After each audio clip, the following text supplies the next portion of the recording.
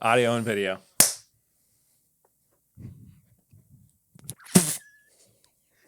Why you gotta be so awkward, bro?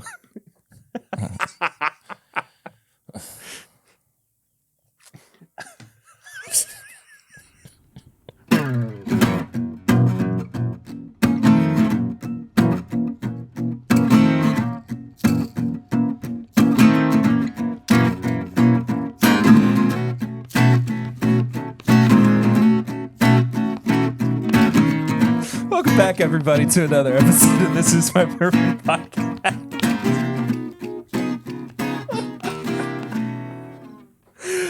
I'm your host, Perry. With me this week, it's Eric, the whiskey mute. Hey-o. He gave me the giggles. Right Well, we were just doing like the people who are like, come on, give me a good smile. And they don't know how to smile. And they're like, that was my my picture right before my very last first day of college. And my caption was like, I'll probably put it up on screen if you're watching the YouTube video version. But the caption was like, we're not leaving until you give us a real smile. And my face was like, and Lucy took the picture. nice Frankenstein. Good stuff. This is a great way to start out an episode. If you're here for the first time, thank you so much for checking us out. Subscribe to the YouTube channel or the podcast if you have not done so yet. If you're watching on YouTube, hit the like button too and the bell notification so you know when new episodes come out, when I go live, when new videos come out. We got some new videos that are dropping here soon, if they haven't already come out too. So unprofessional. What? My phone's sitting right in front of me, too. It's fine. Somebody breaking into my house. Like, fuck it. I'll just throw it away. Not right now. Nah, Don't interrupt the podcast. We're recording a podcast. It's two white guys with beards and hats. You know what we're talking about? Whiskey. Wrestling. And politics.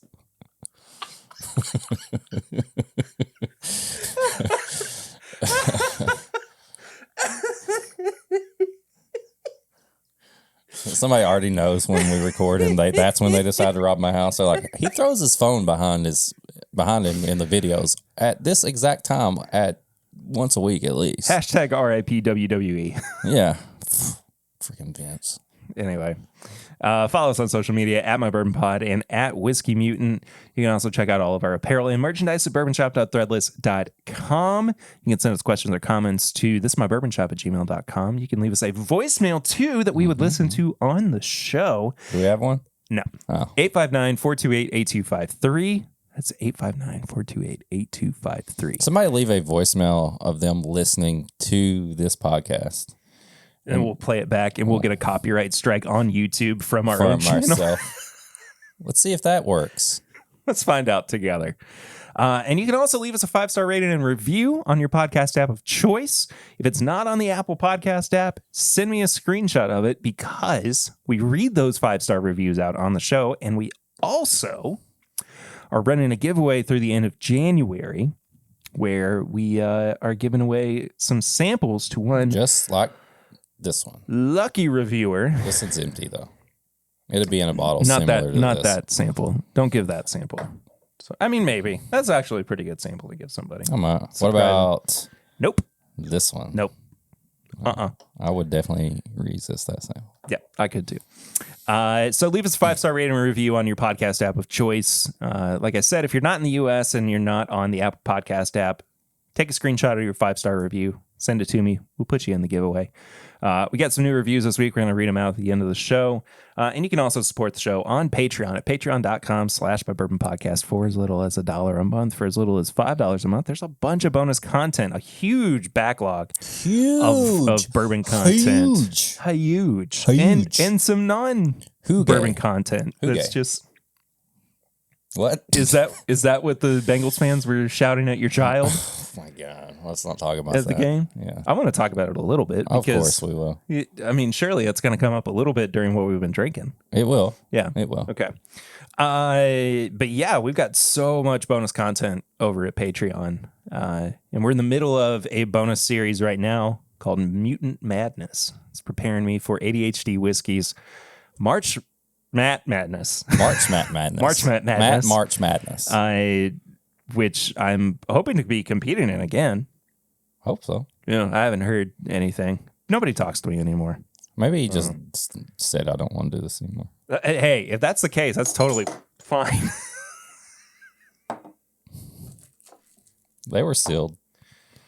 Do you ever figure out why you have those? Yeah, because I was going to do samples on my live stream last night, and I decided not to. But, this was a sample from Chris and Lil, and I don't remember what this is. I don't know.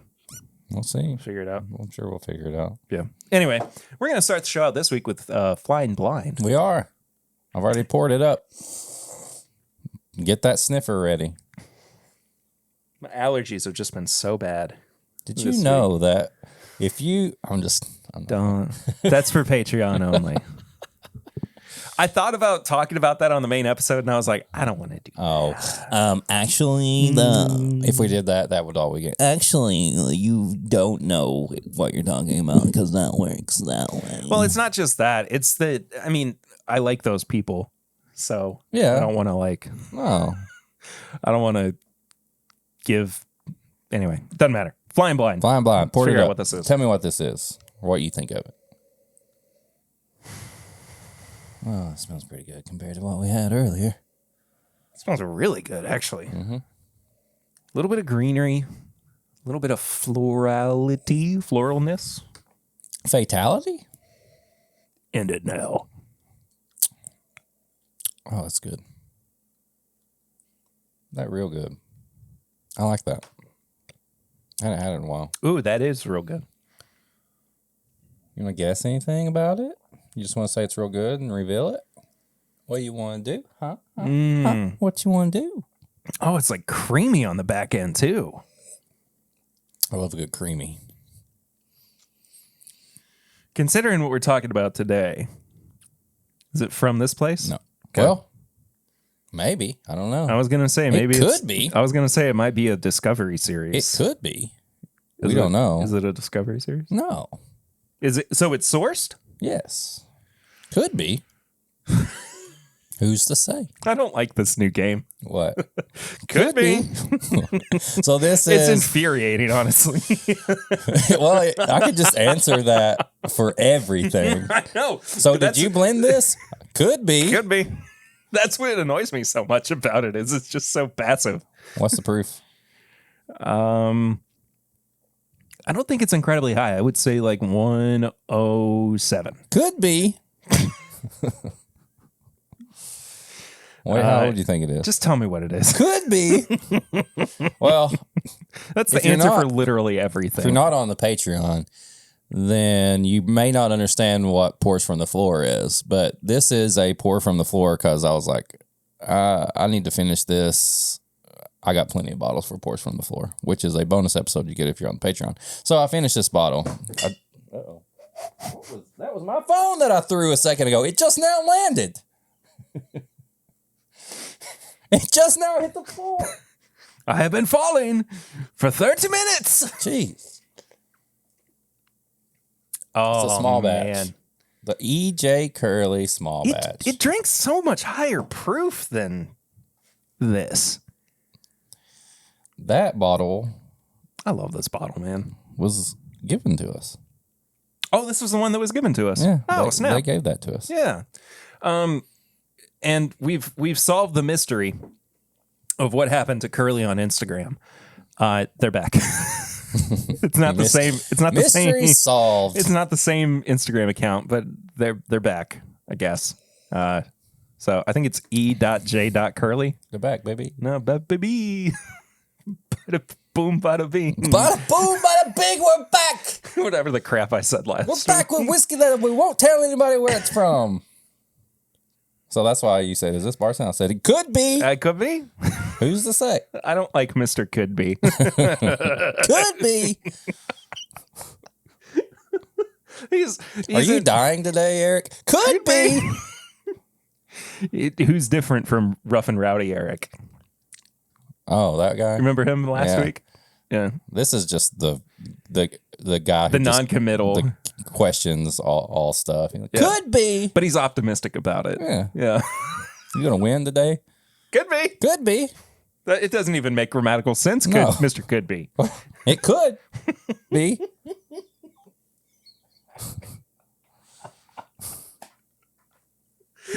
Oh, Mr. Could be actually is turning into my my favorite character. Could be.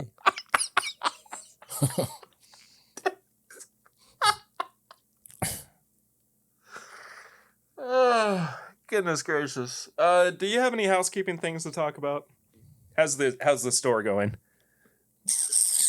The shop. Oh, my shop? Yeah, your shop. I don't have anything. I gotta get new stuff. What is the energy we have? I don't know. My shop's down. I don't have stuff. I did a giveaway on the Instagram that I gave away some items that were left. That was fun. I got Whiskey Mutant Instagram is over 2,000 now. So nice. Oh, yeah, that's right. I saw broke that. I've been on Instagram for 25 years, and I just now broke 2,000. You were... Some people are on there for like 20 seconds, and they're like, I already have 32,000 followers. The podcast Instagram is getting close to 3,000. Yeah. So Andre 3,000. Man, I freaking love Andre 3000. Yeah, he's awesome. He's one of my favorite musical artists. Anyway.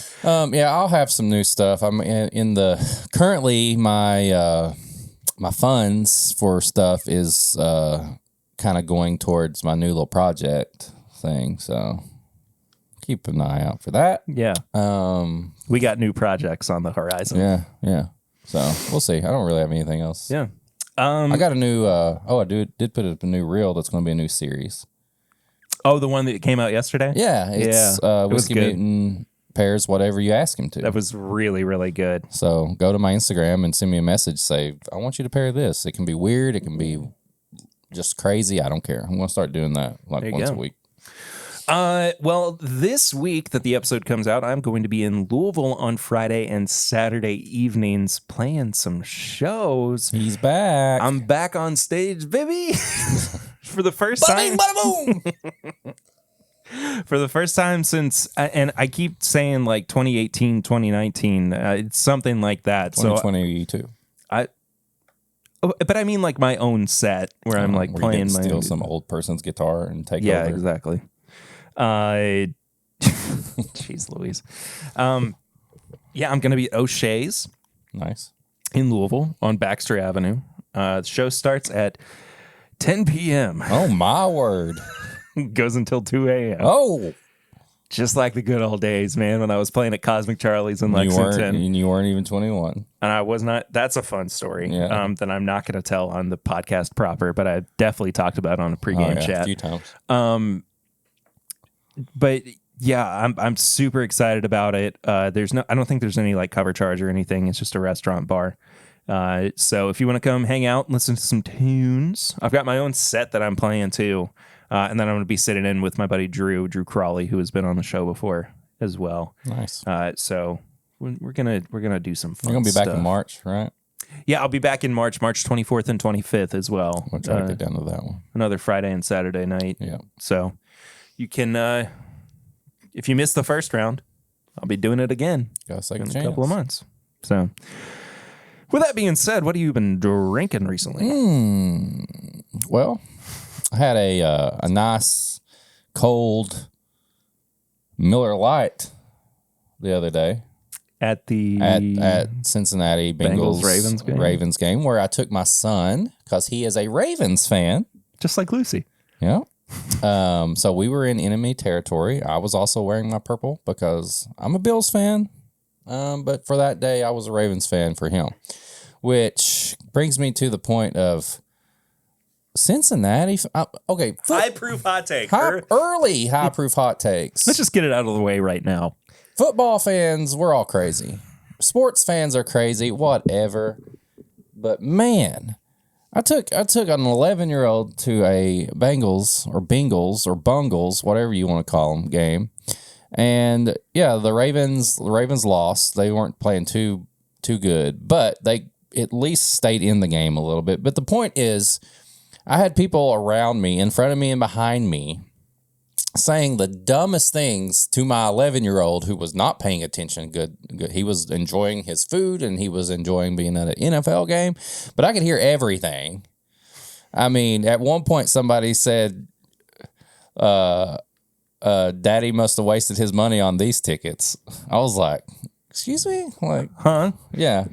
That's not even like a dig at your kid. That's just a dig at you, dude. Well, that's true. The dog's pissed too. We're all pissed about it.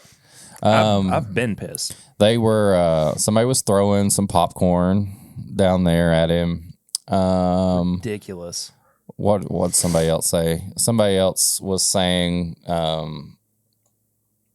they're making fun of his hair because he's very particular about his he's got the little boy hair that everybody has now, and it's all this. I don't know. The point is, despite being a diehard football fan, like, you don't have to like push stuff toward kids. You can freaking like trash talk me all day.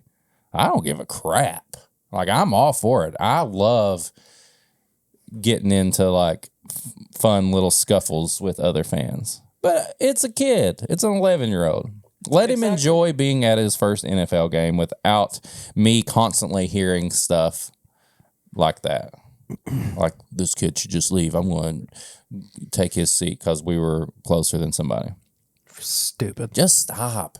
And I'm not saying that's everybody, because there were several fans who were talking to us that are, hey, you guys from Baltimore? And like, no, we're actually from Lexington. They're like, what? You're not a Bengals fan? But no, they didn't really say that, because I feel like a lot of people think they're supposed to be Bengals fans because they're close. But you can be a fan of whoever you want. One guy wouldn't let him use the urinal. Because a kid, he had to pee, and he was like, Bengals fans only, and stood there for a good little bit until I was like, dude, like, just move. Like, we got to use the bathroom here. I was like, come on, just stop. Luckily, he was so into just being at an NFL game and getting his food and his snacks and watching the players he liked, that he was just in another world. So he didn't good. Yeah. It was nothing. I don't want anybody to think that he got his feelings hurt or anything like that, because honestly, he was so into it, he didn't hear things. I was the one on high alert. I was like, Well, and I mean, not just that, but like, I mean, you're building memories with your son. Yeah, that's his first NFL game. You know, with his favorite team. So, but not to bring I'm trying to bring it back around to the positive stuff. It's nice to have a big old beer sometimes. You know what I mean? I don't even drink beer that often, but when I'm watching like a sports game or I'm outside and it wasn't that cold, and I got a big, like, I got it right at the beginning because I was like, I know I got to drive home and all that, so I'm just going to get one big beer at the beginning. We're going to eat some pizza and wings and all this stuff. And that was probably one of the best Miller Lights I've had in a while, just because, I don't know, I think it was just being there with him, enjoying a football game, eating bad food, and just having a time. Well, I had a Bud Light the other night when I was at the show that I went to. Yeah. I'll talk about that at some point during the show. But that's the only thing of note. Do you want to have something that you're going to be drinking? I really haven't had that much. Oh, boy. This guy tried to hide this from me. And I failed. And I found it. I'll get to it in just a second. Explaining what happened here. I went to this. If anybody knows who Tommy Emmanuel is, he's an Australian guitar player. Really great show. I went to see him at the Lexington Opera House this past Wednesday night. Had a lot of makers. Ooh. While I was there. I also had a Bud Light too. Makers is always my like concert. Well, it was venue pour. It was the best that they had of it. I mean, exactly. Not that like it's usually the and I mean, like, they had Beam White Label too, and I thought about it, but I was like, you know what, just sounds really good as Makers. Plus, you get a little bit higher proof. Exactly. That's exactly what I was thinking. The only other option was like Crown Royal and Jack Daniels.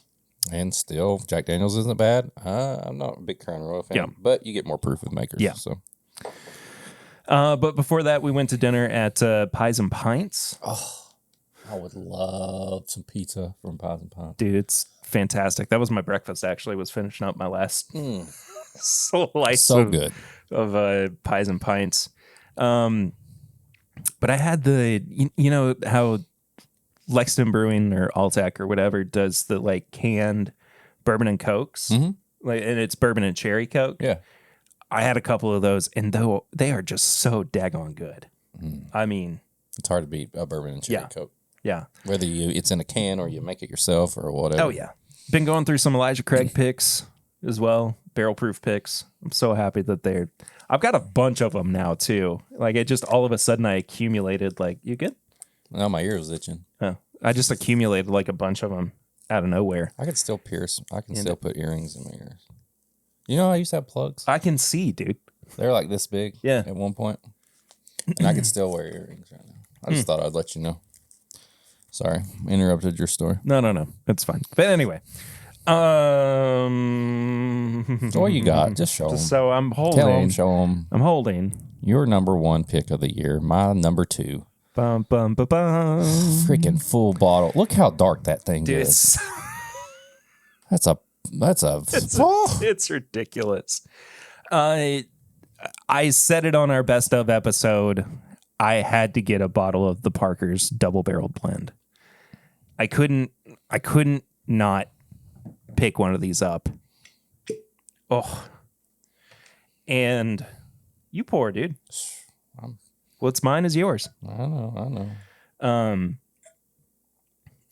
Found a guy who was local and selling one, and I got it at a pretty good price.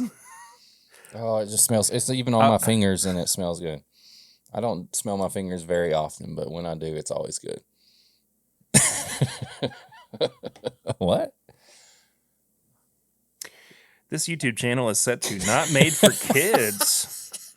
Sorry. Just want to remind everybody of that fact. But yeah, I found it. I found a guy who was selling it on a local group, and I said, I asked if he would take a couple dollars off, and he said because it was that group, he would do it for me. So that's nice. I had to make had to pay in installments. But I don't know, man. It's not often that I feel such a like desire to have something like this in my stash. Well, that's what I did last year. I know, but I couldn't. I almost went into like a fugue state when I saw it on. I was like, just out of body, going like, I gotta get this. Like, it's just gotta be able to buy, And I mean, he immediately said yes, and so I couldn't. I just couldn't say no. So we've now got the Parker's Heritage 16th edition double barrel blend Kentucky straight bourbon whiskey. Blend of 13 and 15-year-old bourbons. I freaking love the shape of this bottle. Oh, it's so good. Also, this is the only Parker's I've ever owned. The only one I have is the one from last year. The Heavy Char Wheat? Oh, was that the year before then? Heavy Char Bourbon was the year before. The bourbon, the blue one. Because they had that 3 years. It was the Heavy Char Rye, the Heavy Char Bourbon, and then the Heavy Char Wheat whiskey. It's the bourbon. Yeah, the bourbon's incredible. Yeah, sounds good. This is just like, and I know I said it on the best of episode. This is just everything I want from a Heaven Hill bourbon. It is so quintessential Heaven Hill. Yep. It's so just when I think of bourbon, what I want it to be. I mean, if you were to ask me what are my like top 5 bourbons of all time, this would be in that list. It's that good. And I just can't. I couldn't deny it, man. I couldn't deny it. Ooh, baby. Dank it. Sank it.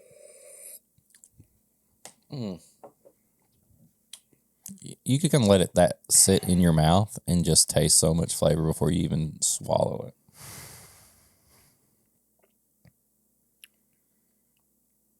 it. It's an anxiety reducer. I've heard the facts. Oh, that's good. Thanks for sharing that with me. Hey, now go lock it up over there. in a bit. Don't keep that out. No, I'm not going to for long. It's just I don't want to get. I just don't want to get up right. Well, that's the thing too. Is that it's like when you get a new toy, or when you got a new toy as a kid, and you're just like, I only want to play with this, and I only want to take it around. It's your new Dragon Ball Z action figure. You know. You set it on the spot that's right in front of everybody, and you're like, I'm just gonna look at this for a while. I still have at Mom and Dad's all of my Dragon Ball Z guys. You should get them. I'm gonna take them. I'm gonna bring them here. We should play with them on the show. We should start doing. I'll bring mine that are out of the packages and stuff. So. Start doing stop motion animation, Dragon Ball Z. We thought about doing a whole bonus episode where it was just our Funko Pops doing the episode. I think we're still talking about doing that, aren't we? God, yeah, but it's so much work. I mean, basically, all we have to do is just record the audio. Yeah, we got to have them move around and do stuff. No, they will, but like they can be like static images. No, like they have to move. Oh, okay, that's too much. They have to look like the Rudolph special. Look like Fantastic Mr. Fox. Yes. Man, I love that movie. It's amazing. It's so fantastic. Good. It is. You cussing at me? You cussing at me? This whole thing is just one big cluster cuss. You cussing at me? Are you cussing at me? Cussing at me? You cussing at me? I am a wild animal. Great movie. Go watch it. Yeah. Really tips and bits. One of Wes Anderson's best. So this week, we got a very special pour. We do. That we're going to be reviewing. But before we get to it, I wanted us to take some time to talk about the Bardstown Bourbon Company and our myriad of experiences with them that we have had. Mm-hmm. And I know that this is a pretty common notion anymore, but I really do think that the experience at Bardstown Bourbon Company is the best, most well-rounded experience that you can have on the bourbon trail as a whole. Yeah. I think it is the best place. God, it's if you had to pick one place to go to, and you get the entire scope of the history of bourbon, the availability of pours that they have too, even with their vintage library. Yeah. Everything is just right there for you. Okay. The best food on the bourbon trail by far. The most like kind of upscale environment too. I mean, people have called it the Napa Valley of Kentucky. Yeah. You know, I just, and that's what they intended to do originally as well when David Mandel set out to build the company. And if you want to go back to, there was an episode within the first 100 where I went to Bardstown Bourbon Company, and it's one of my favorite episodes purely just because of the story of it. And we'll talk about some of that in a minute. But where I got to sit down and chat with Steve Nally, who's the master distiller there, David Mandel, the founder, who's not really with the company any longer. I think he serves as like on the executive board. Yeah, but I think he's not still on the board or something like that. And just a myriad of other people. Myriad is the word of the day, apparently, because I've now used it twice in this diatribe. In the what? Diatribe. What is that? It's basically like a monologue. Oh. You got so many good words. I'm a very simple worded person. I was an words. English major for a while. I can barely speak English. I wanted to be a teacher. That's crazy. Yeah. I would have been a great teacher, man. I know you would have been. I still think I could be a great teacher. You're teaching me all the time. There you go. And I'd be like the older like adult student in your class that you got to be really patient with. They don't understand like how to get on like Zoom or something. Well, I'm talking about like high school. Oh, I'd be the dropout that comes back. You'd be in the GED class that I teach on nights and weekends. It'd be like a movie where the adult goes back to high school. Yeah, exactly. Yeah, you'd be the teacher. And we party together. A goofy movie too. Yeah. 3. But just that one experience alone kind of set the tone for like how I viewed Bardstown Bourbon Company. Yeah. And even though like there has been some changing of the guard since then, it still, I think, holds that same weight of being a real destination place for bourbon lovers. You were there not too long ago. I was there too. on Saturday. Yeah, Saturday. I love Bardstown Bourbon Company. If you just say, where's the one place you've been to most in Bardstown, it would be Bardstown Bourbon Company, because Mammy's Kitchen. Oh my God, Heaven Hill, Bardstown Bourbon Company. Yeah, I've been at Bardstown Bourbon Company probably more now than I have Willett or Mammy's or Heaven Hill. But talking about Bardstown Bourbon Company, they are also one of my wife's favorite places to go. Yeah, same here. My Lucy loves going there. She loves it. If there's ever a time where we are like, we're going to go out on a date in a couple weeks because we got to plan it over kids stuff and all that. It usually ends up being we're going to go to Bardstown. And we go to Bardstown Bourbon Company. She loves the old fashions there. They always have a barrel aged old fashioned at the bar. And what we like to do is we get our reservation, but we go about an hour early. We go to the bar, grab an old fashioned or two, and we sit at the couch and we just get some time to just chill and talk. We don't want to go to our seat yet. They're like, oh, you're here early. And they're so nice. They're like, we'll go ahead and try to seat you. And they're like, no, we'll come back to the front at our reservation time. We want to go sit at the couch, just chill. Yeah. It's such a good spot to chill inside. It's such a good spot to chill outside. And the food is amazing. And you're just surrounded by everything bourbon. The whiskey library they have, we went there for my birthday. I got to try my birth year, like early times and stuff. That was great. Yeah. But even going back, like thinking about the company as a whole and the area as a whole, I've done their normal tour with friends from out of town. We went there and they loved it. You go through the tour and you see how they make everything. You get to do the whole like take your finger in the mash and all this stuff. It's a great tour for somebody who's learning about it. I've done the tour where you get to go into the rick houses and take samples out and like try samples out of the barrel. An amazing thing for people who are just bourbon nerds who have done everything. You get to go do that. Yeah. And then we've just went to just sit and have food. Like, we've gone back so many times and I love going there every time. And not to mention, they always have great things in their gift shop. Mm-hmm. So a lot of places, you never know what they're going to have in the gift shop. They could have the same thing. They could have nothing. You're going to get a Bardstown Bourbon Company product, or you may get something special if they've got like a collab going on or something like that. And then just not to mention that we've literally grew up bourbon-wise with this company. Oh, 100%. We've had the first stuff they've had to now. I mean, spoiler alert, we're going to review their 6-year wheated bourbon. That's all their own distillate. It's crazy. Bottled and bond. Bottled and bond. We're here now.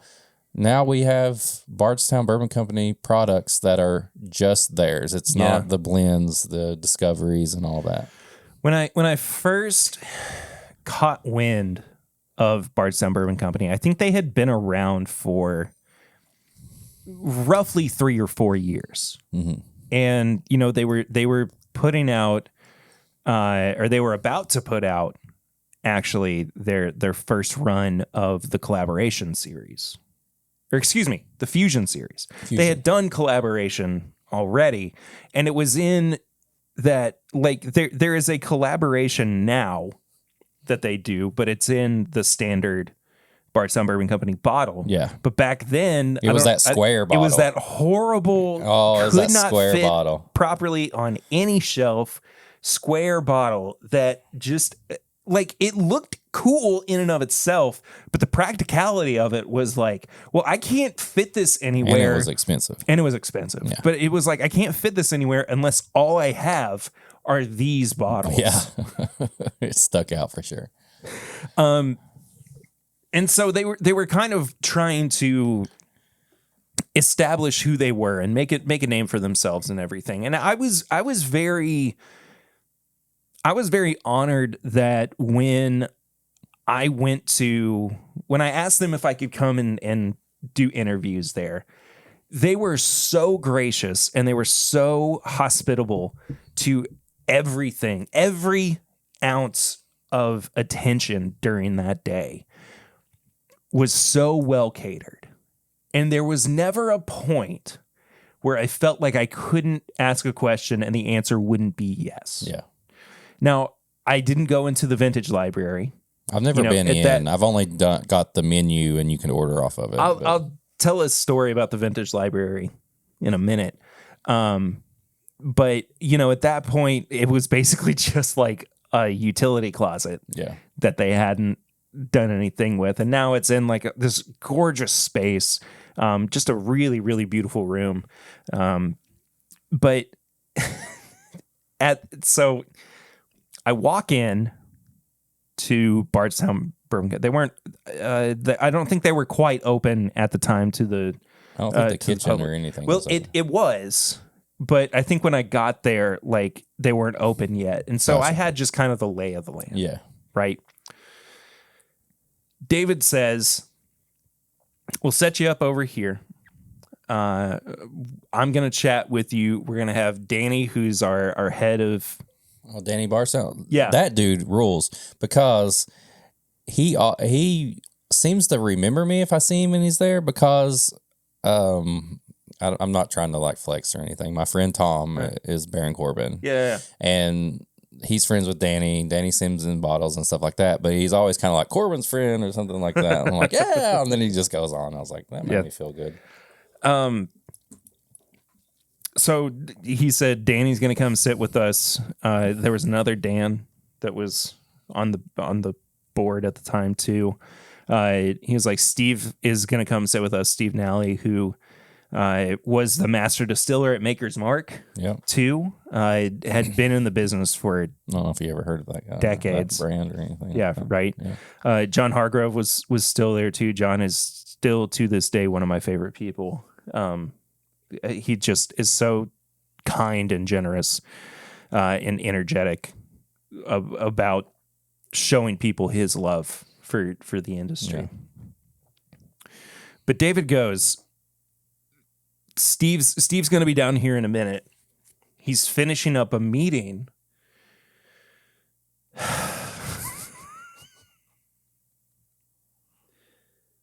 I just like I can't put into words the way that my brain started to do backflips as he was saying this. But he goes, the former master distiller of Four Roses, Jim Rutledge. Oh my. Steve's finishing up a meeting with Jim Rutledge. And I was like, Jim Rutledge is here right now. He's in the same building as I am right now, right this second, right as I am standing here with you. I go, do you think we can get him on the podcast too? Of course, you better. You're already here. You better. David goes, yeah, we'll see what we can do. I had the most diverse round table panel of bourbon creators that I could have ever dreamt of. 2 legacy master distillers, a guy who is not necessarily new to the business, but still establishing himself in John Hargrove. You have a man who has come in to this scenario with the mindset of wanting to make Kentucky into the next Napa Valley, Bardstown into the next wine country. And his team of people that are just like there for it. I mean, just there for it and excited about sharing what they were doing. And freaking Jim Rutledge is just sitting there too. I was like, I had to do this like mental gymnastics too when I found out that he was there and that he was going to be a part of that episode of like, what the crap am I going to ask this guy You just about? fumble like me and just go, what's your favorite snack? No, I don't remember exactly what I said. It's been a long time since I've gone and listened to anything from that episode. We'll go back to it. You know what number it is? Ooh, I want to say, it might even be in the 30s. Go back. It's a pretty early episode. Finish this one. Go listen to of that the show. So yeah, definitely go back and listen to that. You get a very good feel of like who Bardstown Bourbon Company is, how their ethos has been very consistent too since they started. Extremely hospitable too. They just kept bringing like cocktails. We had like one of everything on their appetizer menu too. We were just passing small plates around and whatnot. It was magical, man. I had their macaroni and cheese for appetizer. They have an macaroni and cheese app. It's so good. In the cast iron, right? Yeah. Mm-hmm. Oh, it's The Brussels sprouts are amazing. the Brussels sprouts are legit. Ooh. I felt so bad. So I just want to go pair. Bardstown, let me come. I just want to pair everything that you have. Your whole menu. Are we gonna try to do that with Becky? Well, yeah. I'll never leave. So in 2020, we hadn't done a whole lot. Things were kind of like starting to open up a little bit more and everything. Lucy was pregnant, but she was like, I still want to do something for your birthday. So in August of that year, we went to Bardstown and she took me to a few distilleries and we had lunch or dinner at Bardstown Bourbon Company. And I felt so bad because she was so excited for the Brussels sprouts. Because that's like one of our favorite side dishes too. Yeah. When you do them right, they're just Amazing. fabulous. Yeah. But it was made with like a soft cheese that she couldn't have while she was pregnant. Oh, no. And I just was like, I'm so sorry. Like I think I might have even like still eaten them. You better. You're a good husband. You can't let food go to waste. Yeah, exactly. You're paying for it. Yeah. Well, She was paying for it. Okay, well, you got to eat it. Yeah. Don't feel bad for that. But it was definitely one of those places that was a I mean, you made her destination. pregnant, so I mean, you feel. Yeah. That is true. Yeah. I did do that. So Yeah. partly your fault. But aside from all that, and I could talk about too the experience that I had with going to the first collaboration release too, when they partnered with oh shoot, I can't remember the name of the winery out in California. Oh yeah, the one is that the God that they had like it came with like a box and everything, didn't it? Yeah, but I mean Pfeiffer Pivot. Pfeiffer Pavot. Pfeiffer Pivot, whatever it's called. Look, and I looked up candles that somebody made out of the bottles.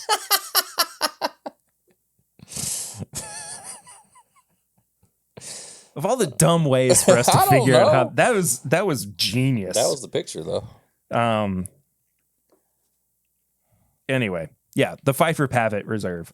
They had a whole like release event, launch event, everything where I was invited because I'd done the thing with the podcast with them before, and it was like an all-day experience. That sounds amazing. Where I mean, like we got to try Fusion and Discovery before it ever got released. Of course, that Pfeiffer Pavot wine finished bourbon we got to try before it was released.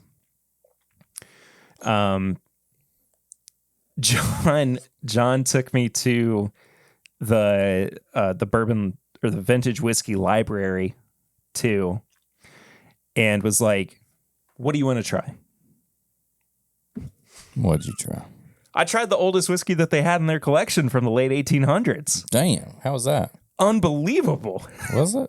It was really good. It was different. It wasn't like, it's not modern bourbon. I mean, it was its own thing. Barry goes in, he's like, I'll take that 2014 Elijah Craig Bro. Yeah, right. But it was one of those things where it was like $2,000 pour for like an ounce. And so he gave me half an ounce and he gave Lucy half an ounce. Lucy was with me for all this, by the way, too. Was she pregnant at the time? No. Oh yeah, that's not a different time. No. I was like, you got 2 ports. No. I mean, I essentially did because she took like a sip of it and was like, I don't like this. Right. Hand it over. Like, I'll drink as much extremely vintage whiskey as I can. That's awesome. But then there was like a whole dinner that night too, and it was like a 5-course meal or something. And they had everything paired with like wines and bourbons and whatnot. And it was the first like moment where I was like, I have made it with the podcast. Like I'm doing something that feels. You were invited to do this huge event because of your podcast. Yeah, exactly. So aside from all that, aside from like the hospitality side of things, we of course have to talk about the bourbon, the whiskey that they make.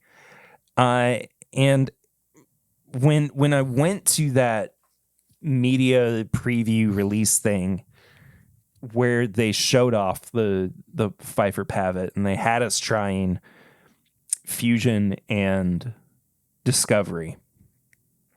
And I might have even put this up on Patreon at some point, way back in the day,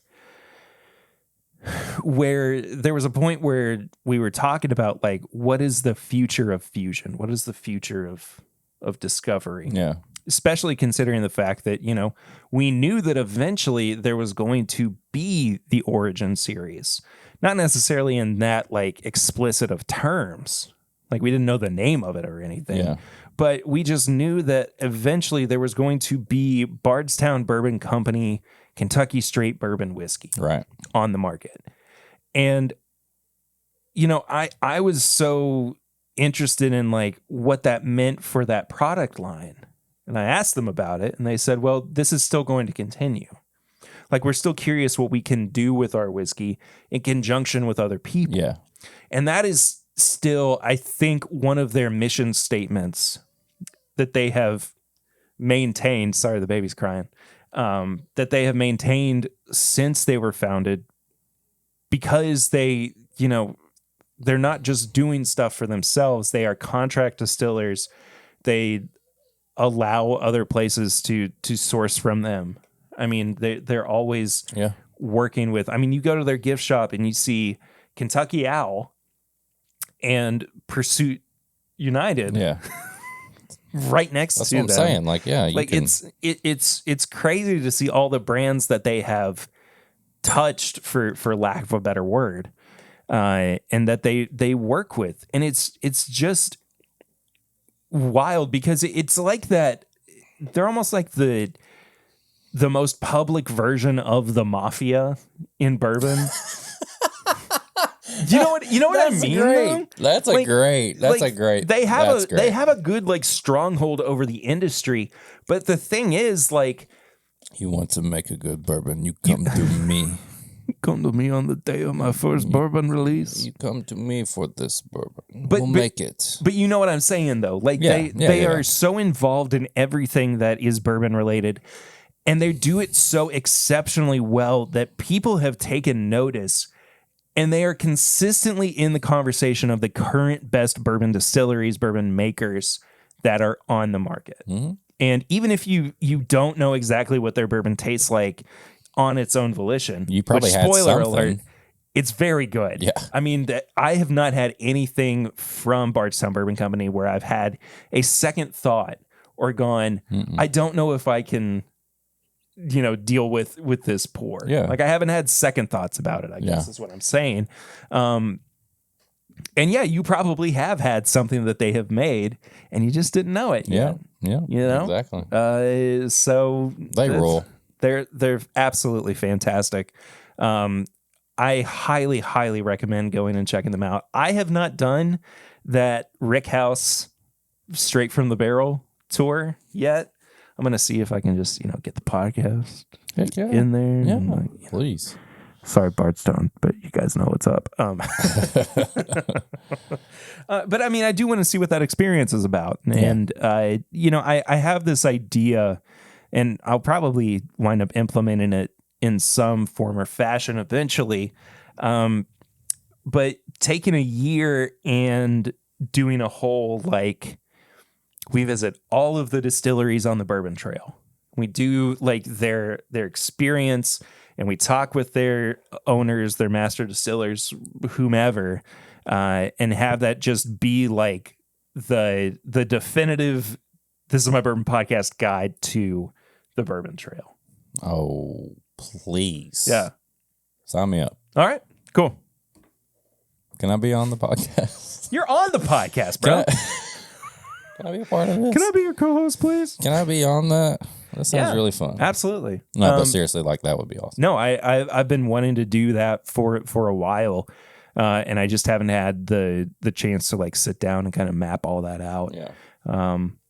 But yeah, I mean, that's something I want to do, and Bardstown Bourbon Company is definitely within that conversation as well. They're just one of the top distilleries right now. Where's that award thing at? Let's give them an award right now. Just before we've even tried. No, yeah, just them. Just anything. The distillery award. You rule, Bardstown Bourbon Company.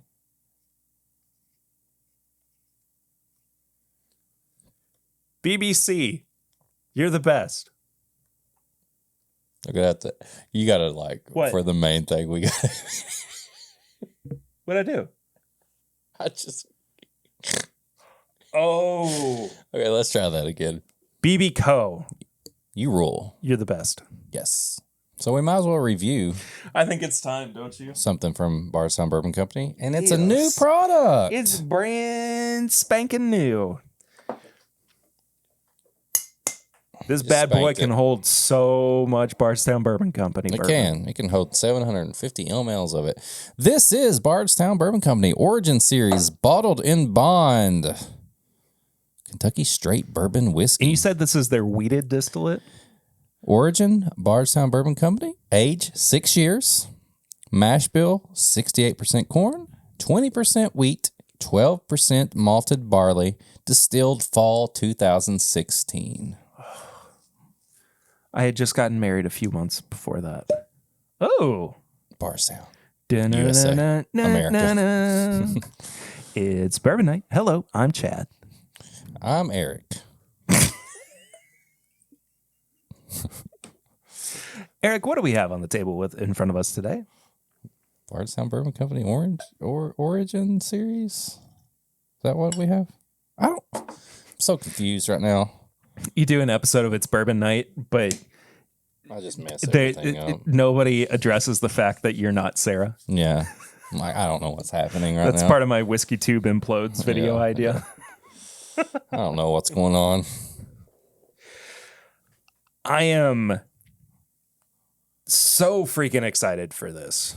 I've had their distillate on its own before, of course. Not in this capacity, though. And here's the thing, too. I know that I have some preconceived notions about Bardstown Bourbon Company.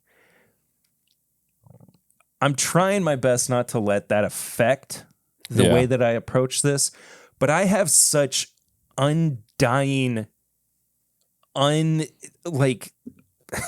can't help but just have faith in the people who made this. Yeah. That this is going to be a great bourbon. Gotta have faith. Oh, that smells good. It smells like Bardstown Bourbon Company. It does. Smells like going to the distillery. There's oaky, but there's like kitchen. There's like somebody's cooking in the kitchen. It's aromatic. Orange, a little bit of orange. Like orange creamsicle. But savory. You know what I mean? A lot of cinnamon too, like cinnamon sugar. Yeah. It reads a lot to me like a snickerdoodle. I would have trouble. Snickerdoodle with a little bit of that like orange drizzle. Orange peel. Yeah. Mm. I like that idea. I mean, you sip all you want. I'm still talking. Cheers. Cheers. Need to. But I would have a hard time just based on the nose, not thinking that this was a Heaven Hill product. Oh. You talk about it. I'm going to drink a little bit of it. it-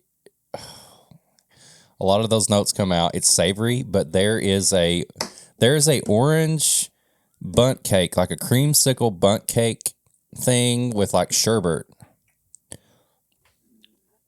Oh my God, dude. So good.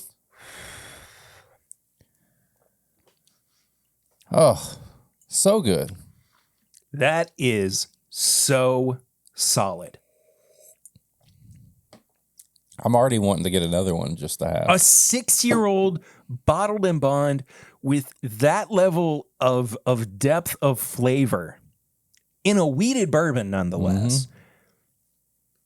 And I've said this before. I think wheated bourbon is a little harder to make good. It is. It is 100% harder to. And to they work hit with. it out of the park. This is sherbet and orange creamsicle. The finish is just so good.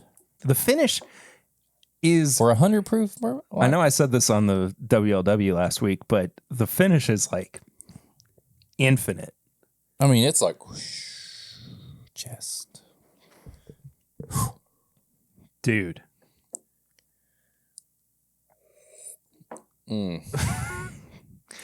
Even going back to the second time. It's the best new bourbon I've had in 2023. That is true. We haven't. Dude, there is almost like a,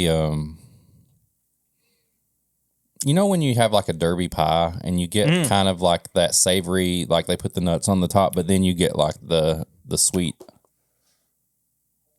This is what I was talking about when I was doing that pairing with the coconut macaroon that was in the Holly Hill Inn box with the Elijah Craig barrel proof.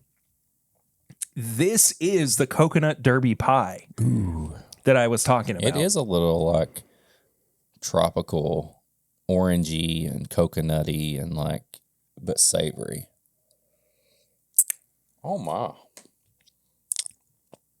That is really good. The monetization required on YouTube changed? Come on, YouTube. What does that mean? It's just going to make it harder for me to make money on YouTube. It was already difficult, and now it's like... You have to do something crazy. I guess. I don't know. But yes, this is like that coconut derby pie. 100% of the way through. It's so viscous. Yeah. I can't get over... even the glass is like, it coats the Yeah. glass. There's legs, whatever you call them. There's a little, But she like got compared legs. to the mouthfeel of the Parkers that we just had, they're not dissimilar. I mean, they still have that oiliness to them. Yeah. That just is like, I want to sit with this. I want to let this like be my breath for a while. Oh, yeah. No, it's definitely... Do you ever get that? You're like, I Well- wouldn't mind if my breath smelled like this for a No, little bit. I would love that because I love the smell of this. Like, oh my gosh, it smells way older than 6 years too. But it plays with you because it's like, oh, this is something you want to sit with and enjoy for a while. But at the same time, I want to crush this. I want to pour I want to just pour it again. So it's like there's a battle going on. I mean, I can, dang it. Sorry. I have thoughts, but I'm already thinking about like having this with a cigar Yeah. too. Oh, I want a orange creamsicle bundt cake with this. We talked about this last year. We need to do it this year. When it warms up, we're going to roll up the garage door and sit outside and You see, record an episode and smoke cigars. see me not smoke a cigar the right way, smoke it like a cigarette. Yeah. Because that's what I would do. Because I've had maybe a handful of cigars in my time. We'll do a practice run beforehand. I don't think I ever did it the right way. I'm more of a menthol guy. I haven't had a cigar in so long. It sounds so good, especially now that it's cold. It's like I just want it to warm me up a little bit, Well, but I don't have any I'll like pour indoor place. Pour a little sample of this, and you can go out on your back deck tonight and have you a little cigar in this. Well, it's gonna be a little cold. Well, put a jacket on. Toughen up. Okay, Man, this is good. This is really, really good. What's the price? $60? $49.99. $49.99. I walked out of this in the gift shop. Yes, this is my bottle. And it was like $52. Something like that. So yeah. Depending on where you're at, I guess, but I think $49.99 is what they're saying. That's incredible. Yeah. And I'm going to be 100% honest. Like, I love Bardstown Bourbon Company stuff, and I want more of it. But, Discovery and stuff, it's kind of pricey. I mean, for sure. It jumps up to the 120s, 150s, and those collabs are the same. And I want them all, but I can't afford them all. This, I'm buying more of this. I want another bottle already just to have. I need one. Yeah. For sure.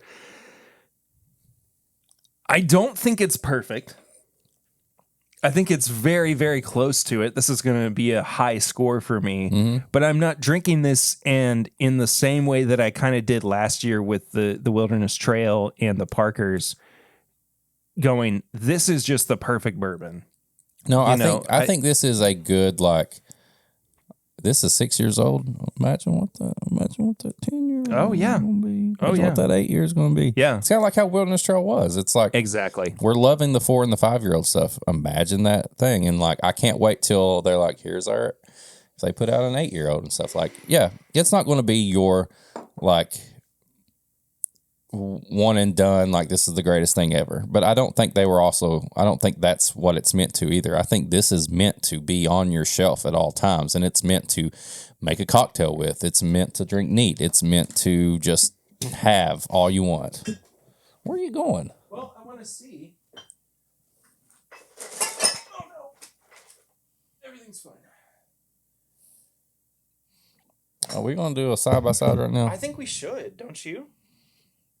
Might as well. I mean, this is a bourbon podcast.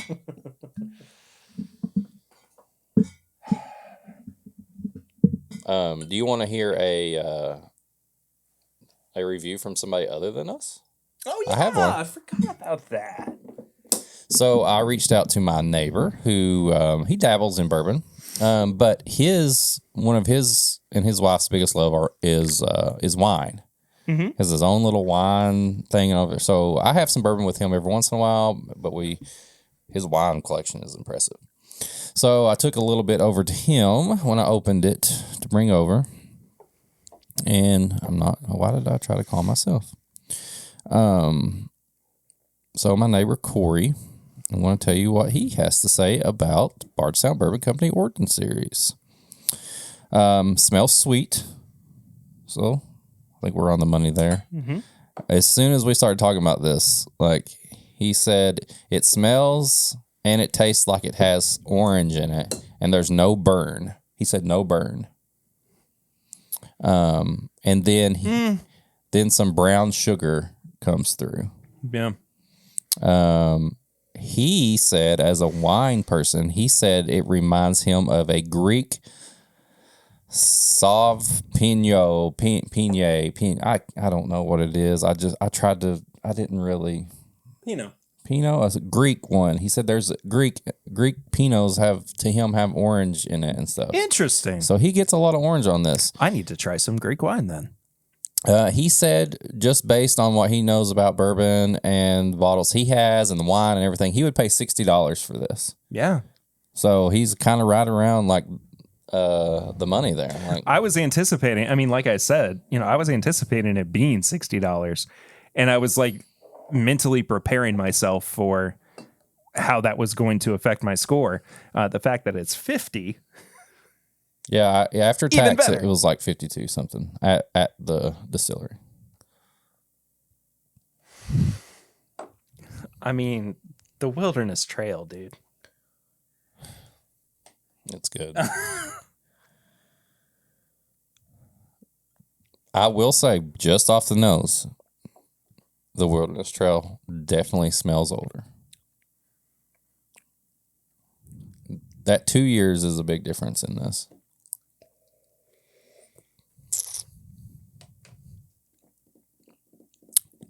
Oh. Dang.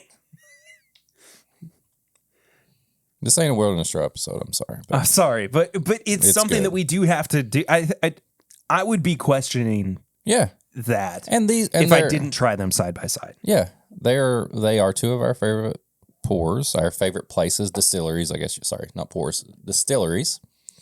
They're still, as far as like newness goes, they're still some of the younger guys in the bourbon thing. Oh, yeah. And one's got an 8-year product out. That's their own stuff. And one's got a 6-year. When you got to do it. I mean, that Wilderness Trail 8 years just. I do think that it tastes and smells older than the Bardstown Bourbon Company.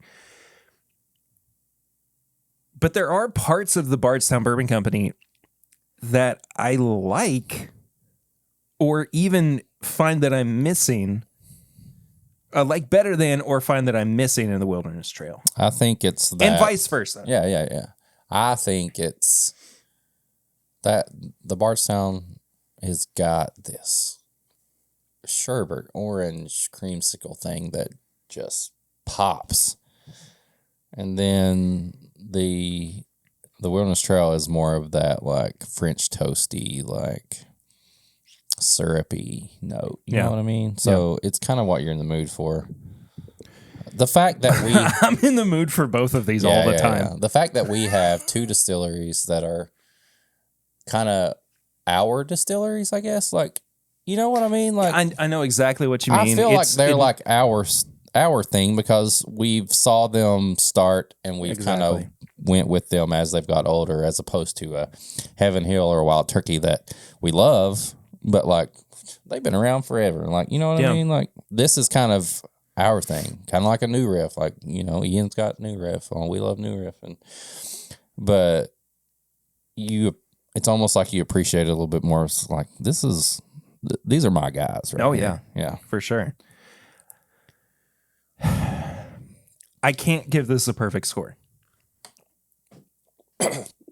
Sorry. It wasn't because you said that. It was because I literally he got pissed at me very quickly. Like no, it's not a perfect score. But the Wilderness Trail, I think, still. Oh, I mean that was my number one. Yeah. Now, is there a good chance that the Bardstown will wind up in our top 10 this year? Heck yeah, absolutely. As of right now, definitely in my top 10. I mean, yeah, right. This is number one of the new things we tried this year. But I can't ignore the fact that this is just an exceptional bourbon. Mm-hmm.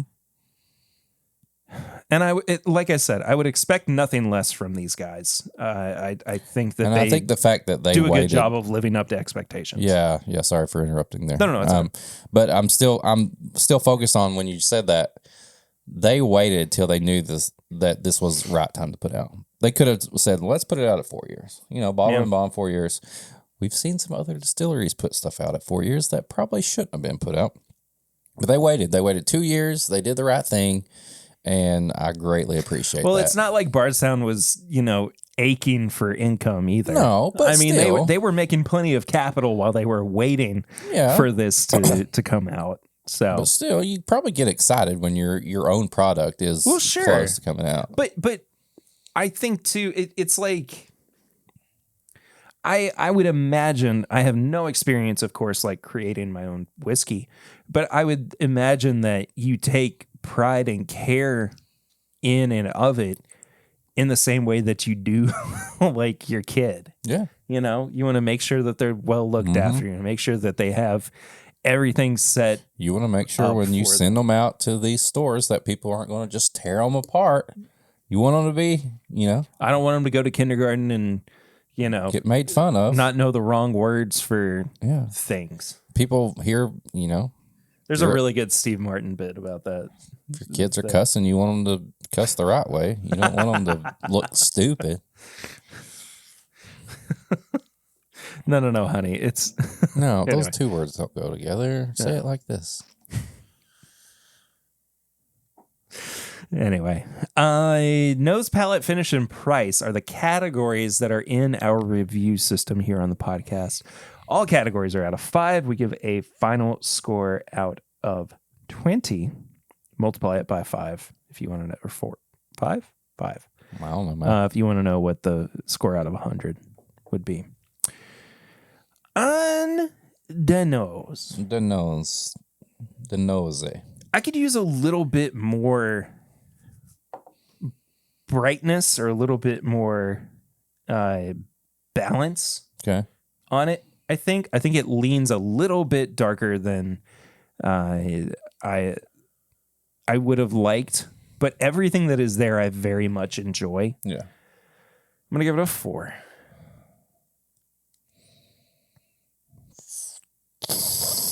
I think I'm a 4 too. I was going 4 to 4.5. Like, I love the creamsicle. I think the notes I like come out more on the palate, which I'm just going to say 4.5 on the palate for me. I love the nose, but man, there's something that hits me on that palate. I think the palate could have a little bit more depth. Like a little bit more, it's viscous, but it could be like when you're looking at that perfect score or something, you're wanting that to like spread across all your taste buds. You know what I mean? Yes. And for everything that you said, and I agree with, I'm giving it a 4. Okay. Everything that I like about the nose, I agree with you, does present itself more on the palate, but there are parts of it where I'm still like, well, there's this or that or, whatever that could be more attuned to my tastes. Yeah. I guess. Yeah. And I think that, if I start to think about like the difference between a 4 and a 5, it actually is a lot larger than I think we kind of give it credit for at times. Yeah. Because 4 is like exceptional. I love so much about this, but there's like 1 or 2 things that I might change. But a 5 is like, there's nothing that I would change about the path this. between a 4 and a 5 is much larger than a path between a 3 and a 4. Oh, absolutely. You know what I mean? Yeah. Absolutely. You got to go a little bit more to get to that 5. And I think that's why, like, we tend to, on the palate, go with half scores. Yeah. With a 2.5 or a 3.5. Because it's easier to kind of fall in the middle between a 3 and a 4 or a 2 and a 3. Yeah. But between a 4 and a 5, I struggle so hard with, like, what else do I need from this? And I think that's like, that's where I am coming from. Yeah. With this for sure. Exceptional. I think everybody should try this if you're a bourbon drinker. But the best part of it all for me is the finish. Yeah. And that's where I give it a 5. Damn. You stole my score. Jesus. Well, I didn't do it intentionally. Gave it a 5 because it's not too often that you get flavors on the finish, but then the finish also stays with you. Yeah. Like, the finish is what I would want the palate to be that would then also bump it up to a 5. Gotcha. You know what I'm saying? Yeah, because like you get all the notes, you get more notes on the finish, but then it like, I feel this like that warm Kentucky hug, as people like to say. I almost feel it down in my belly. You know for sure. Like for sometimes sure. I just get about right the mid chest. Yeah. We talk about mid palate. Dixon's always talking about side palate, mid palate. I'm talking about the chest right now. My chesticles. Like right, it goes past that down into my belly, man. Like it does. It lasts forever. Yeah. Yeah, I still feel it. I mean, it still feels like that, just that, like you're cold and you drink hot chocolate and it just warms you up from the inside out. And like, you just feel safe and you feel comfortable and you don't feel like you're missing anything. Yeah. And you have some Campbell's chicken noodle soup. Like that. Do you remember that commercial? Where he melts, the little snowman melts after yeah. It's just like that. Did that freak you out? Kind of. I thought he was Jack Freaked me Frost. out I thought he was so Jack bad. Frost. I thought he was a killer. That's a completely different He's a conversation. killer snowman. He came in, now he's a kid again. Price at $50. 5. Absolutely a 5. Absolutely a 5. It's one thing to and we can talk all day about the fact that there are places like Bardstown Bourbon Company, Heaven Hill, that have these very available budget bottled and bond bourbons that they're remarkable. They're so good. But at the end of the day, they're budget for a reason. Yeah. There's some of them are thin. Some of them don't have no finish. Exactly. But you know what you're getting them for. Exactly. You know what I mean? This is a bottled and bond this is a cared for, well-crafted, attention paid to, you want to take it home to meet your parents. Yeah. Bottled and bond. And then you want to wait till they're asleep and you want to go to your bedroom 100%. and get intimate with 100%. it. Yeah. Yeah. And you got to be a little quiet. And then you may have to sneak out the window. Let's move on to something else. I don't want to talk about this right now. And I'm just taking this bottle out the window. I'm going home. I want it so bad. It's just I think that it does still fall under like the value category too, you know. But it doesn't have to. No, it doesn't. It doesn't have to. You're right, but there is still a good value behind this, especially if you were talking about the $10 per year method. Yeah. I mean, it's basically, it's, after tax, close to $60. Sure, but even still, like at market value, it's below. That's why I say, like, that was a good thing. Like, it could be because they could have easily went, let's put this closer to Discovery or something. You know what I mean? Like, it's got all the trigger stuff. Like, they got the age, 6 years. They got bottled and bond on it. Like weeded too, even weeded. Like that's like the recipe for, hey, we can make this very limited and very expensive, and we know that it will sell. But they didn't. So 18.5 for me. 18. You know what's funny too, though, is I think that I've been doing this for long enough that I kind of know after a sip or two what my score is going to be. Yeah, you could just be like, this is close to a 15 to 17 or something like that. And I mean, I had this and I just immediately was like, this is an 18. When you know, you know. And if you know, shut up. You hate that saying. I hate that saying so much. There's sometimes when I want to do gatekeeping. I want to do a post and I'm like an anime post, and I just want to say, if you know, you know. But then I know if Perry sees it, he's gonna get mad at me. So that's why I've not used "if you know, you know" very often, because I know how much you hate it. IYKYK. You literally control what I post. Because I'm like, I don't want Perry to be mad at me for using this. Do it and see what happens. I don't want to. That's the scariest I've ever heard you be. I've been with you for years now. I know, right? Before the podcast, on the podcast. That's the scariest thing I've ever heard you say. That's the scariest thing I've ever said. I'm kind of nervous right now. You should be. Who are you? You can't have any more of this. I'm Spooky Perry. No, you're scary, Perry. There's nothing Scary. Spooky is fun. Scary is mean. I can say the worst things ever and it mean nothing, but when you say one thing that's kind of like annoying, no, on the edge or like serious like that, it freaks me out a little bit. Well, mess around, see what happens. I'm so uncomfortable right now. You should be. You could be. Can't be. Stop. I don't like this. I don't like this, Perry. Jeez. High proof hot takes. Scary Perry. That's my high proof hot take. You being scary. High proof Perry. Scary Perry sucks. Oh gosh. High proof hot takes.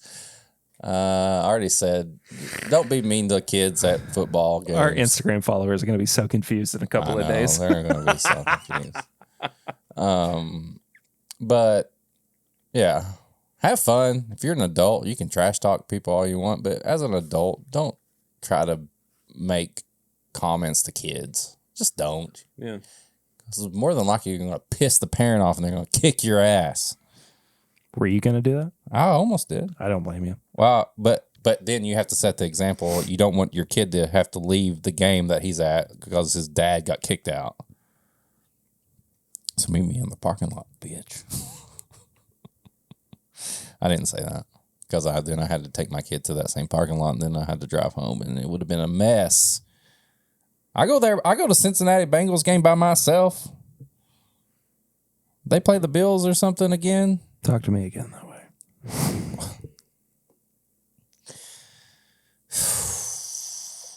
This is really good. I can't hold it together.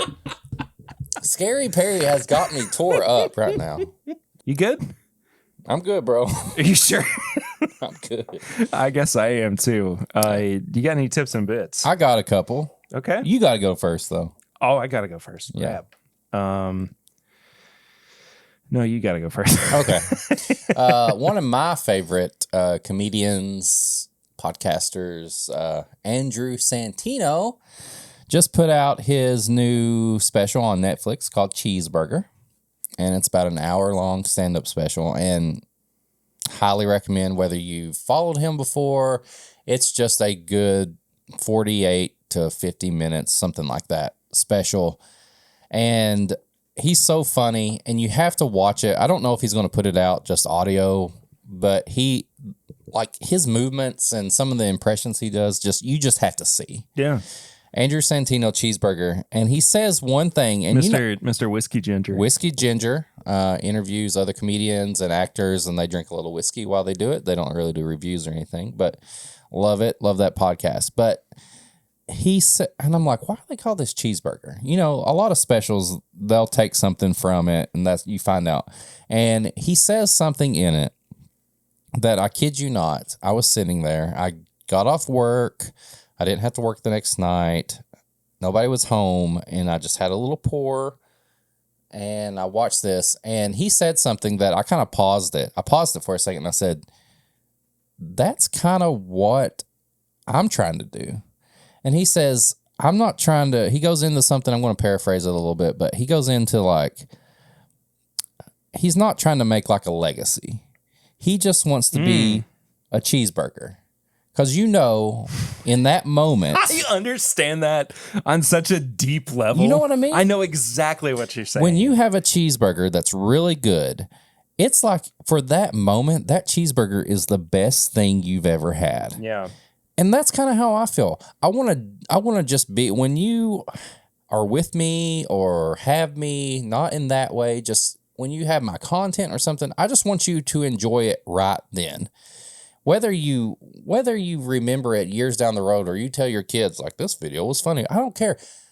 I want to be in that moment to where I'm your cheeseburger. And that's what it's called, Cheeseburger. For this little bit, he just wants to be your cheeseburger. You're like the only thing you're focused on and the best thing you've ever had for that moment. It raises a really interesting point or establishes like a way to have a conversation about what do you think about leaving a legacy? Yeah. You know? And like, I have never been one to be worried about that. Like, it's so much more important to me to be in the moment. Yeah. And to do something good that does. Sorry, dude. You're good. Just almost Scary I just shot Perry. the rest of my drink there. Scary Perry's just knocking your teeth out, apparently, too. But just being good within your own little bubble. Yeah. You know, and it's not to say that, like, I don't want to have an impact on the world at large, or I don't want to do something that doesn't have any kind of notice is not really the word that I want to use here, but like I just want to do something important, Yeah. I guess.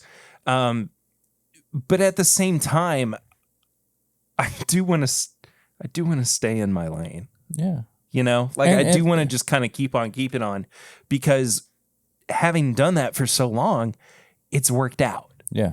You know, I'm still in a good position. I'm still, you know, well adjusted and everything. If each week you make somebody's moment that good for that moment, and you do it like once a week, I think that's just as good as being like, well, they're gone. Like, I remember when this was so fun. But if you're consistently like, you're this person's cheeseburger for the day, that's amazing. I love that. Small moments build up to big memories. Yeah. Yeah. So Put that on a bumper sticker. put that on a bumper sticker. Put it on a shirt. Put it on your bumper sticker. Stop. I don't want Scary Perry. What do you got? I actually have a couple of books. You are the bookiest person. Well, that's just kind of that's the phase I'm going through I'm scary, but I right read now. books. I had a kind of a self-help book that I got through. It, not like overly self-helpy, but just kind of like, you know, those guideposts for living and everything. It's called The Swedish Art of Aging Exuberantly. Written by somebody who will... Can you say that in English, please?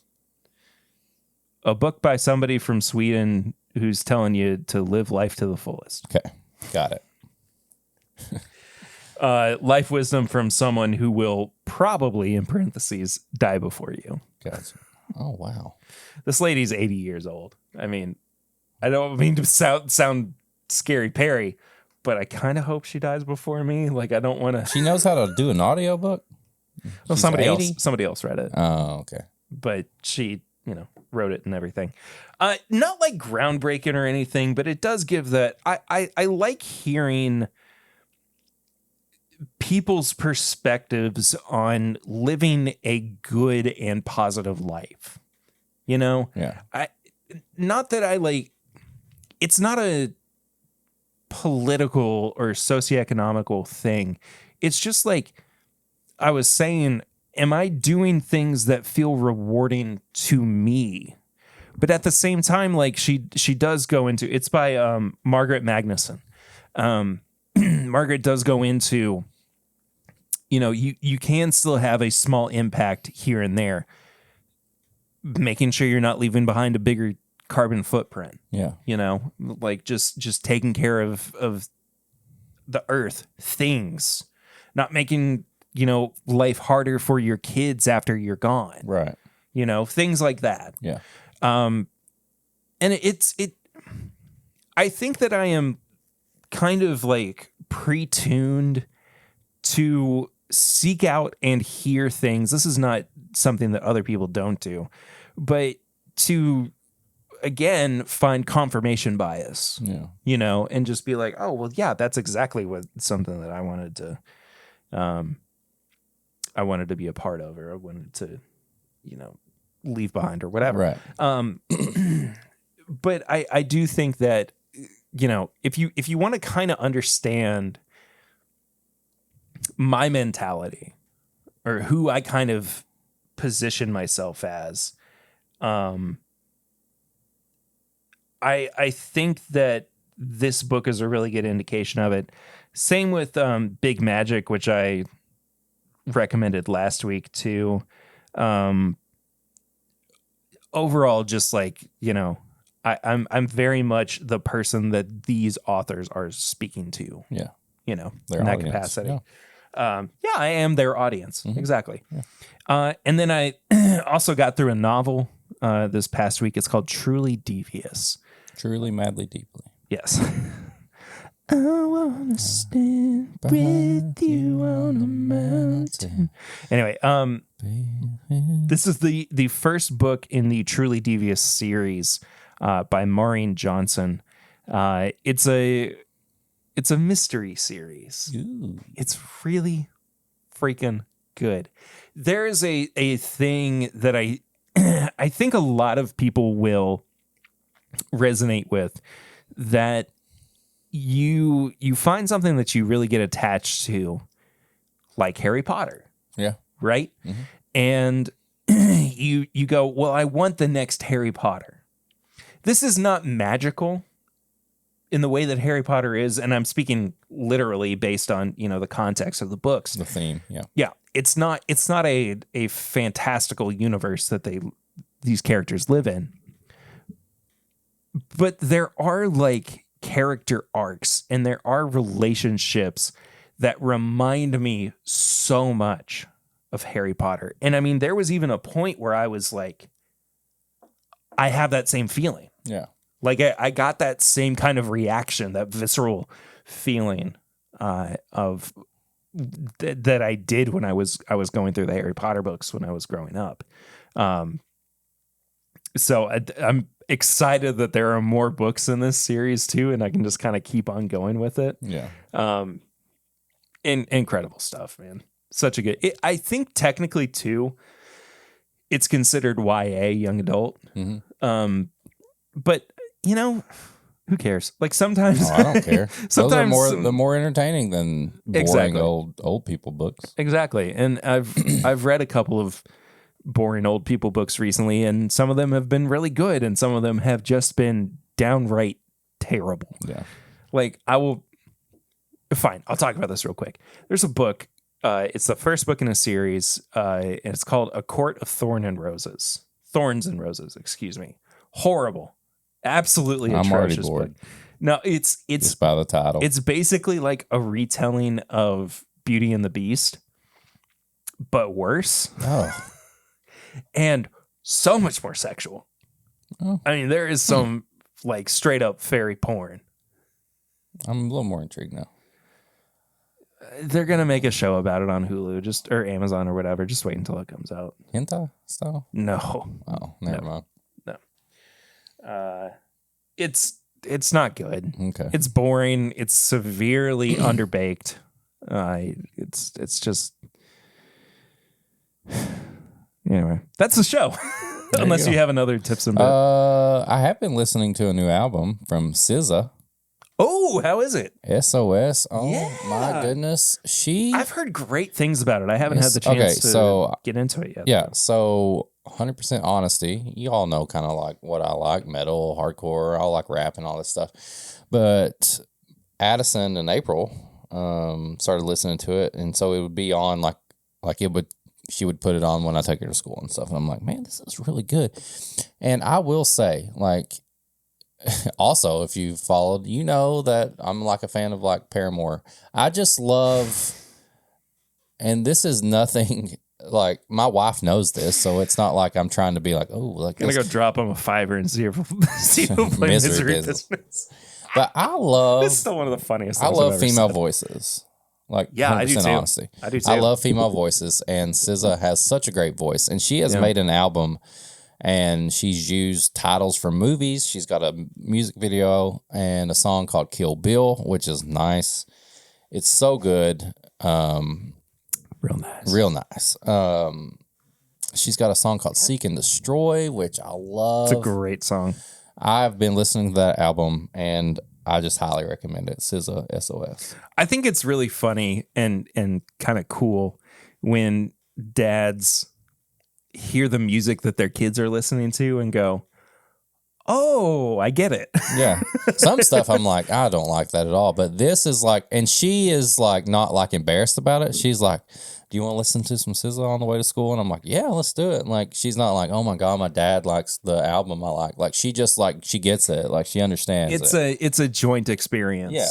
For sure. I mean, not that he loves the entire catalog, but it took my dad a while to appreciate and like John Mayer.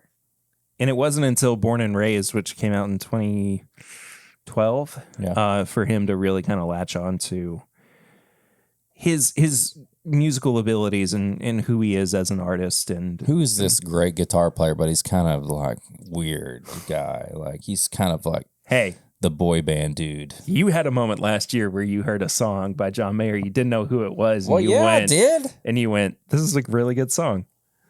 Yeah, it was on a TV show. It was on the Bear. You still liked it, and you still. I didn't say nothing was wrong with it. Yeah, I know. I was I'm putting saying, myself in the dad mode. Like, oh, who is this? He's so good, but like why is he got his shirt off, or why is he doing this and stuff? He didn't have his shirt off. Well, I mean, he does. He's had his. I've Yeah, seen. it's been a long time though. But I'm just saying that was a dark period. I love how you're defending John Mayer. I'm just saying, I'm not even mad at him. I'm just saying. Well, the man's he's grown. He's got good shoes. He's got great shoes. He's got great watches too. Yeah, big sneakerhead. Have you seen the one that he did recently that was based off of a little like the colors of a little 80s Casio keyboard? I haven't. I'll have to show it to you after we're done. But before we do that, we got to do something else, right? Yeah. The segue is incredible. I mean, if you want a little keyboard, what?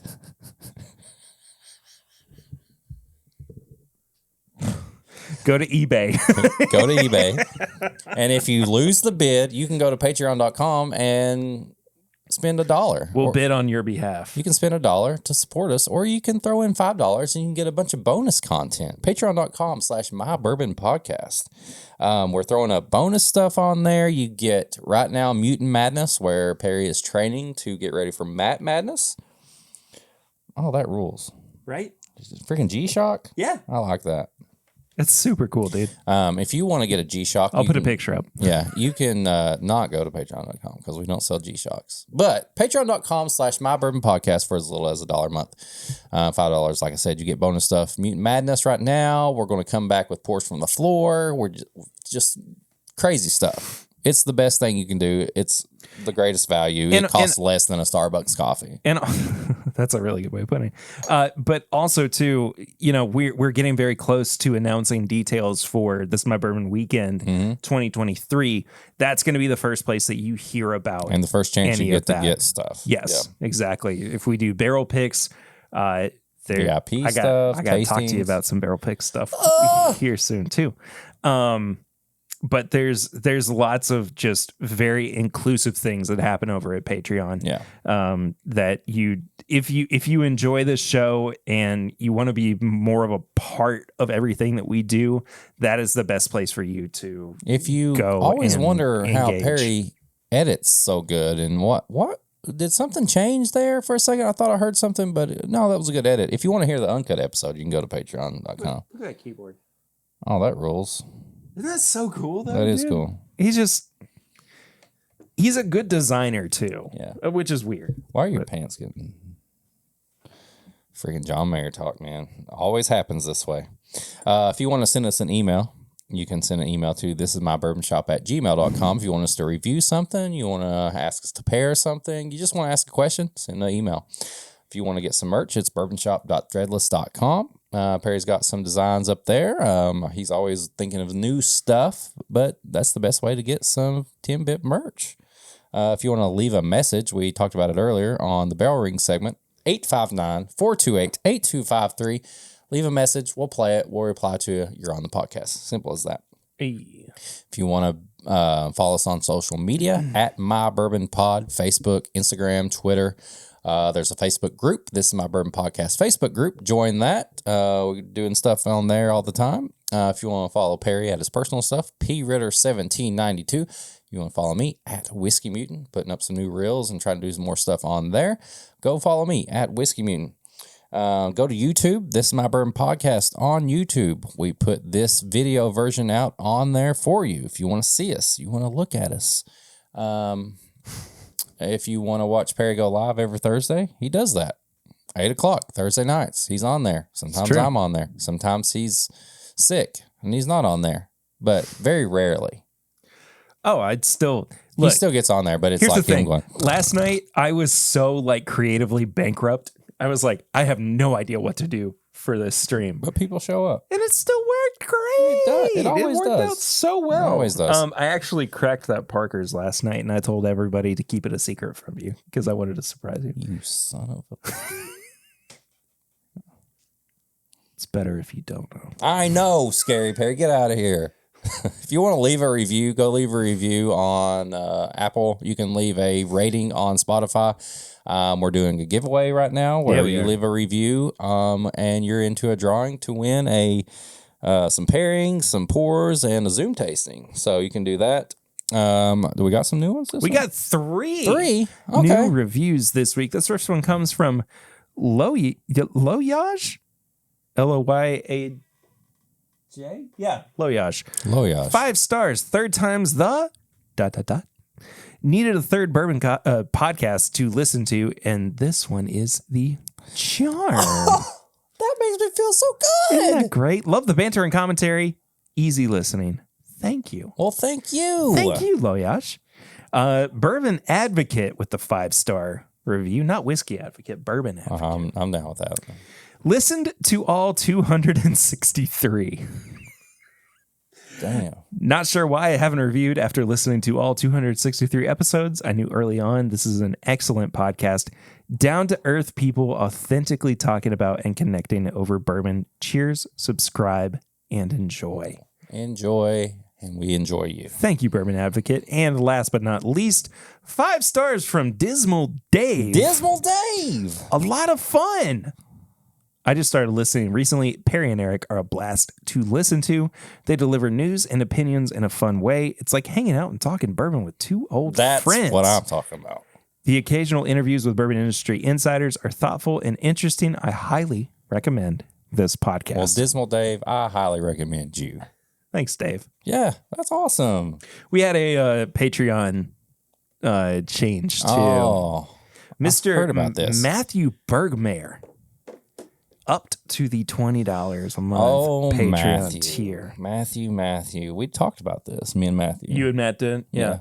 I want to let you know, too, I think that Todd forgot about when you saw him making bread because he messaged me and said, I definitely wasn't that Todd Cooper. And I said, no, it definitely was you.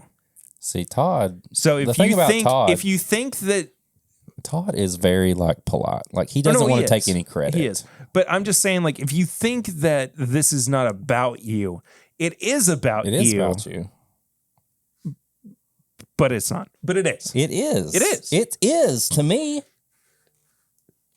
Look, people just don't understand the bit sometimes, okay? Matthew does. Matthew gets it. You know where me and Matthew are? We're at Buffalo Wild Wings.